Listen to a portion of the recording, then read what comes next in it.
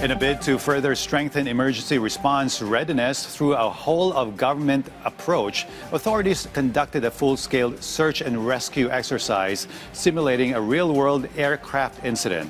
The activity also serves as a scenario-based drill to stress test interagency coordination, communication lines, and rapid response capabilities, as our J.M. Thompson reports.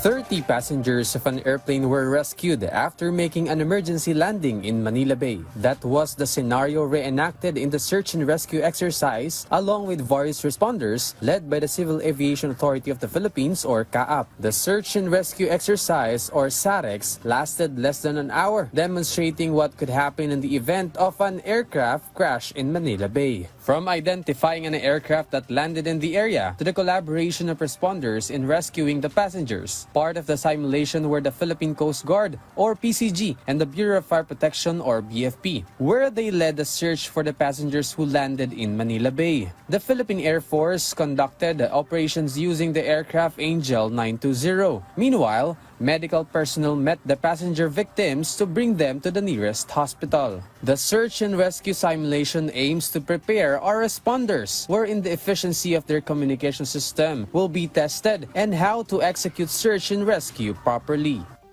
Pero kaya tayo nag-exercise as much as possible, maiksian natin yung response time. Kasi meron ngang golden hour tayong hinahabol, naaabutan mo pang buhay yung mga nire-rescue mo.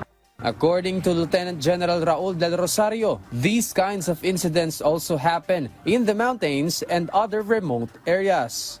Pero ang tinitingnan natin is yung structure, yung organization, lahat ng involved, yung interagency coordination, at saka yung safety na gusto natin ma-assure yung riding public na meron tayong situation na ganito, na meron tayong capability na ganito para pag dumating ang sitwasyon na meron tayong mga accident and incidents, ready ang response natin.